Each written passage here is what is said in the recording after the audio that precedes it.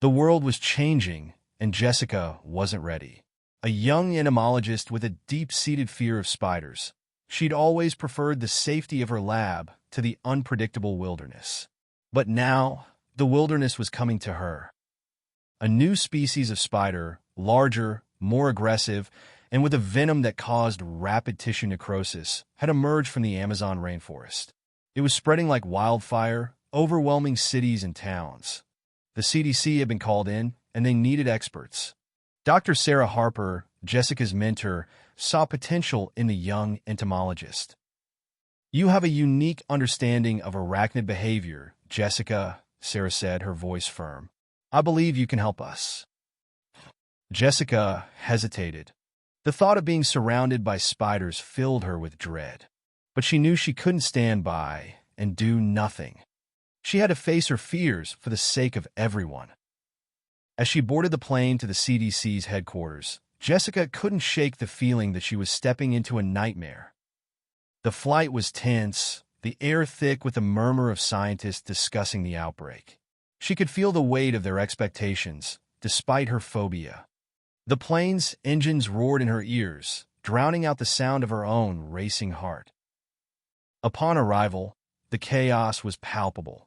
The CDC's normally orderly corridors were a blur of white coats and panicked whispers. Jessica felt like a small fish in a rapidly shrinking pond. Her first glimpse of the spiders was in the high-security containment lab. They were unlike any she'd seen before, each one the size of a dinner plate, with legs that moved like lightning. Their fangs gleamed in the harsh lab lights, and their venom, a sickly neon green, promised a gruesome death. The CDC team, a group of seasoned professionals, watched her reaction with a mix of curiosity and respect. Dr. Harper placed a hand on her shoulder, nodding approvingly. "You're doing well, Jessica." But Jessica couldn't find her voice. She could only stare, her fear a living, breathing creature in the pit of her stomach. The spider's eyes, black and gleaming, seemed to bore into her very soul.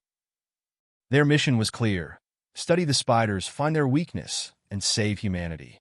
But as they ventured into the heart of the outbreak, Jessica's fear grew with every step. The city was a ghost town, littered with the remnants of panic.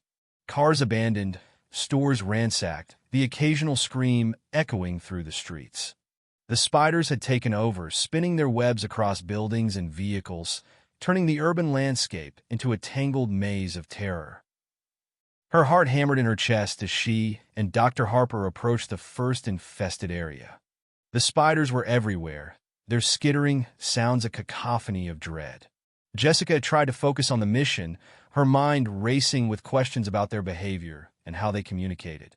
Yet every shadow held the potential for a new nightmare to unfold. The team split up, each member tasked with a specific role. Jessica and Dr. Harper were to collect samples for study. The doctor moved with a calm confidence that Jessica desperately wished she could mimic. They approached a building, its windows shattered, the frame thick with webbing. As they entered, the floor crunched underfoot. Jessica swallowed a scream when she realized it was the carcasses of smaller spiders, crushed by the larger ones. The air was thick with the scent of fear and decay. The silence was broken only by the occasional hiss of a spider disturbed by their presence. They found a nest in the basement, a writhing mass of bodies and legs. The mother spider, grotesque in its size, sat at the center, surrounded by her offspring. Jessica felt her skin crawl as she and Dr. Harper approached, their flashlights casting eerie shadows across the scene. The doctor spoke in hushed tones, explaining the breeding patterns and aggression levels of the species. But the spiders were not as passive as they seemed. As the doctor leaned in for a closer look, a sudden movement sent them both reeling back. The mother spider had lunged, her fangs mere inches from Jessica's face. The creature's size and speed were unlike anything they'd encountered before. The team had to retreat, their mission of capturing a live specimen thwarted by the sheer ferocity of the creatures. Jessica's hands trembled as they made their way back to the safety of the CDC van. The spiders had not only invaded her city, but also her psyche. Her fear was now a tangible, pulsing thing, and she knew she could no longer ignore it. She had to face it, understand it, and somehow conquer it, because the fate of humanity rested on her ability to do so. The following days were a blur of research and experiments. Jessica studied the spiders' behavior patterns, their venom's composition, and their rapid reproduction rates. Each new piece of information was a puzzle piece in a macabre picture that grew more terrifying with every discovery. Yet, amidst the horror, she found a strange fascination. The spiders communicated through vibrations in their webs, a complex language of taps and shudders that seemed to convey warnings and commands. They hunted in packs, coordinating their movements with precision that was both terrifying and awe-inspiring. Jessica's fear began to give way to a begrudging respect for these creatures that had so dramatically upended her world. One evening, as the sun dipped below the horizon, casting long shadows across the desolate city, Jessica had a breakthrough. In a quiet moment alone in the lab, she realized that the spiders' aggression was not random. It was territorial. They were defending their nests with a ferocity that was almost understandable. The thought sent a chill down her spine, but it was a revelation that could change the course of their research. Excited, she rushed to share her findings with Dr. Harper. The doctor's eyes lit up with hope, and she called an emergency meeting with the rest of the team. The tension in the room was palpable as Jessica presented her hypothesis. If they could find a way to mimic or disrupt these vibrations, they might be able to control the spiders' movements, perhaps even lure them away from populated areas. The team worked tirelessly to develop a device that could generate the necessary vibrations. It was a risky plan, but it was the only one they had. Jessica knew that the moment of truth was approaching, and with it, the ultimate test of her courage. She would have to face her fears and enter the spider's domain once more. The day of the field test dawned, and the city was quieter than ever. The usual sounds of life had been replaced by the constant whisper of the spider's webs. Jessica felt a knot tighten in her stomach as she suited up in protective gear. This was it. This was the moment she had been dreading and preparing for. As they approached the nearest infested building, the air was thick with anticipation. The device in her hand felt like a lifeline, the only thing standing between her and the creatures that had haunted her nightmares. She took a deep breath and stepped inside, her heart pounding in her chest. The spiders were everywhere, but she focused on the task at hand, her mind racing with the patterns of the vibrations she'd studied so closely. With trembling hands, she activated the device. The air filled with the mimic taps and shudders of the spider's language. For a moment, nothing happened. Then, almost as one, the spiders turned to face her, their eyes gleaming with a predatory interest. Jessica braced herself, ready to fight or flee.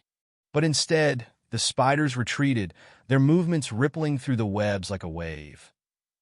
The device worked. The spiders were responding to the vibrations, and for the first time, Jessica felt a flicker of hope. But the battle was far from over. The spiders were clever, adapting quickly to the new threat. The team had to refine the device, adjusting the frequency and intensity of the vibrations to maintain control. The weeks that followed were a grind of trial and error, each failure bringing them closer to success. And with every victory, no matter how small, Jessica felt her fear receding. These were not just monsters. They were living beings with a purpose, and she had found a way to communicate with them. The city was still overrun, the world still in chaos, but Jessica had found a semblance of peace in the eye of the storm. Her phobia had become her weapon, and she wielded it with a newfound strength. As the team prepared for the final push, she knew that she was ready to face her fears and save her world from the spider's reign of terror. The refined device was a marvel of technology, a symphony of sound that played the spider's own tune. It was time to deploy it on a larger scale. The plan was simple. Use the vibrations to lure the spiders away from populated areas and into a trap where they could be safely contained and studied. The execution, however, was fraught with peril.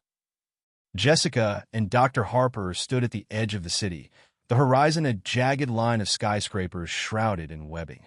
They took a moment to look at each other, an unspoken understanding passing between them.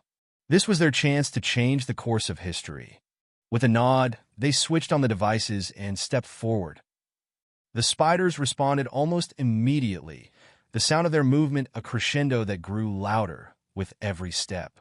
Jessica's heart raced, but she held firm, her eyes fixed on the path ahead.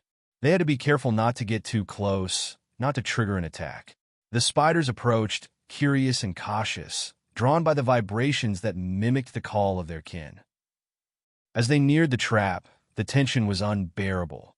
Jessica could feel the spider's eyes upon her, 100 pairs of black orbs reflecting the setting sun. The device in her hand was slippery with sweat, but she didn't dare let it go. This was the moment of truth. Would the spiders follow the vibrations into the containment area, or would they turn on their newfound enemies? The first spider entered the trap, and then another, and another. The air was thick with the sound of their legs against the pavement. Jessica held her breath, willing them to continue. And then, as if on cue, the mother spider appeared, her immense body casting a shadow over the street. Her eyes met Jessica's, and for a heart-stopping moment, it seemed as if the creature understood the challenge before her. But the vibrations were too strong, the pull of the unfamiliar too great. With a final, resigned look, the mother spider turned and marched into the containment area, her offspring following in a river of legs and fangs. Jessica exhaled slowly, her body trembling with relief. It had worked. The spiders were under control. The aftermath was a mix of elation and exhaustion. The city was slowly reclaimed, the spiders' nest dismantled, and the survivors began to rebuild their lives. Jessica's research had not only saved countless lives, but also provided a glimpse into the complex world of spider communication. But the victory was bittersweet. The spiders, once feared and hated, were now a symbol of the fragile balance between humans and nature. Jessica knew that she could never look at them the same way again.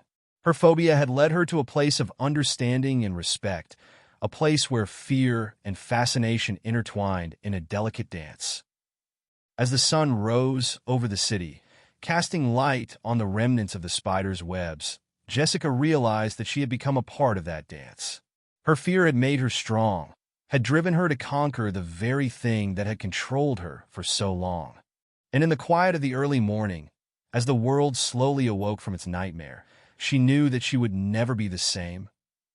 The CDC team had worked tirelessly alongside her, and as they watched the spiders being contained, there was a sense of camaraderie that transcended their differences. They had faced the unknown together and emerged victorious. But the victory was not without cost. The lives lost to the spiders' venom weighed heavily on their minds, a stark reminder of the fragility of existence. The days turned into weeks, and the city began to heal. The webs were removed, the buildings were cleaned, and life slowly returned to a semblance of normalcy. Yet, there was a newfound respect for the creatures that had once brought such terror. The spiders had become a grim reminder of the power of nature and the importance of coexistence. Jessica found herself visiting the containment area often, studying the spiders that had once haunted her dreams.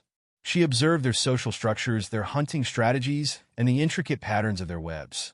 Her fear had been replaced by a deep curiosity, a need to understand these creatures that had changed her life so profoundly.